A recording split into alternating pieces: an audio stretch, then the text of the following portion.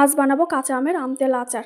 আমটা ভালো করে ধুয়ে নিয়েছি, আমের গায়ের জলটা একটা পরিষ্কার কাপড় দিয়ে মুছে নিয়েছি।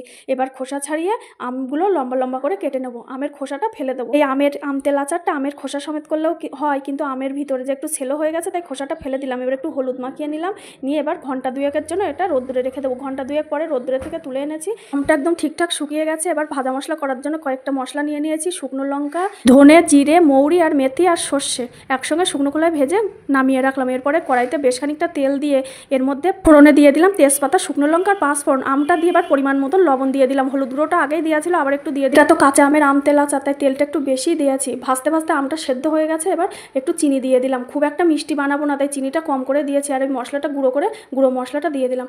এবার আর কিছুই দেওয়ার নেই, এবার মশলাটা ভালো করে আমের সঙ্গে মিশিয়ে নামিয়ে দিলাম। তেল আচারটা এবার একটা কাচের পাত্রে তুলে রেখে মাঝে মাঝে রোদ্দুরে দেবো। আর এটা মুড়ির সঙ্গে বা গরম ভাতের সঙ্গে খেতে কিন্তু বেশ লাগবে। আর মাঝে মাঝে রোদ্দুরে দিলে এটা অনেক দিনও থাকবে।